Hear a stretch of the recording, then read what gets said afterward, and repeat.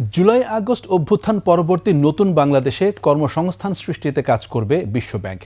রাজধানীর দৃক গ্যালারিতে বিশ্বব্যাংক আয়োজিত দেয়ালচিত্র প্রদর্শনীর উদ্বোধনী অনুষ্ঠানে একথা জানান কান্ট্রি ডিরেক্টর আব্দুল্লাহ শেখ। এ সময় অর্থ উপদেষ্টা ডক্টর সালেহ উদ্দিন আহমেদ বলেন, চিত্রকলা প্রতিবাদের অন্যতম হাতিয়ার। মফিউর রহমানের রিপোর্ট।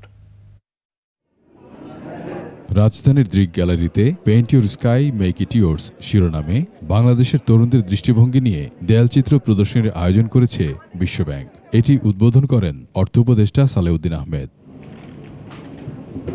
বক্তব্যে অর্থ উপদেষ্টা বলেন, হাজার পৃষ্ঠা লিখে যে প্রতিবাদ করা যায় না, একটি ছবির মাধ্যমেই তা প্রকাশ করা সম্ভব। Power of art, everybody knows. In fact, to me, art means writing, poem, and finally the art. Of course, murals are also there.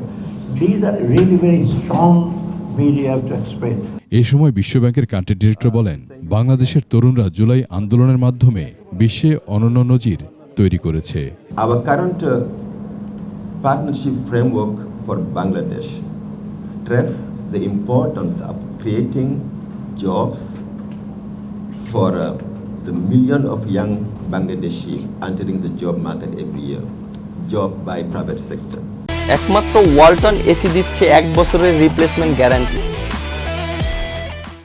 এদিকে শিল্পীরা জানান, দীর্ঘদিনের বঞ্চনার কথাই তারা ফুটিয়ে তুলেছেন দেয়ালচিত্রের মাধ্যমে। যেহেতু আমাদের ওয়েপনই পেন্সিল, আমরা কিভাবে নিজেদের জায়গা থেকে আমরা কাজ করতে পারি, আমরাও দেশকে কিছু একটা দিতে পারছি, আমাদের খুবই ভালো লেগেছিল। জুলাই বিপ্লবের স্মৃতি ধারণ করা এই প্রদর্শনী চলবে 30 নভেম্বর পর্যন্ত। মফিউর রহমান, 21 টেলিভিশন, ঢাকা।